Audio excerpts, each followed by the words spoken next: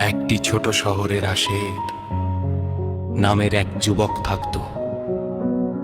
সে 5 ওয়াক্ত নামাজ পড়ত না, কিন্তু মন থেকে খারাপ মানুষও ছিল না। দুনিয়ার কাজ, বন্ধুদের আড্ডা আর মোবাইল নিয়েই তার দিন কাটত। একদিন রাতে তার দাদি অসুস্থ হয়ে পড়লেন। ডাক্তার বললেন অবস্থা ভালো না। সেই রাতে প্রথমবারের মতো রাশেদ গভীর চিন্তায় পড়ে গেল। সে আকাশের দিকে তাকিয়ে ভাবল, আমি তো কখনো ঠিকভাবে আল্লাহকে ডাকিনি, আজ যদি দাদিকে হারায়।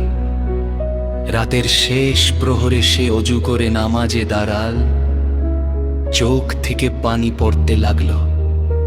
সে বলল, হে আল্লাহ, আমি ভুল করেছি, আমাকে মাফ করে দাও, আমার দাদিকে সুস্থ করে দাও। সেই মুহূর্তে তার হৃদয়ে এক অদ্ভুত শান্তি নেমে এলো। মনে হলো কেউ যেন তার কাঁধ থেকে ভার নামিয়ে দিল।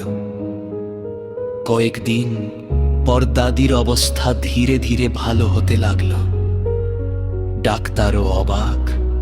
রাশেদ বুঝতে পারল আল্লাহর কাছে আন্তরিক দোয়া কখনো বৃথা যায় না। সেদিন থেকে রাশেদ বদলে গেল। 5 ওয়াক্ত নামাজ, কুরআন তিলাওয়াত এবং মানুষের উপকার, এই হয়ে উঠল তার জীবনের পথ।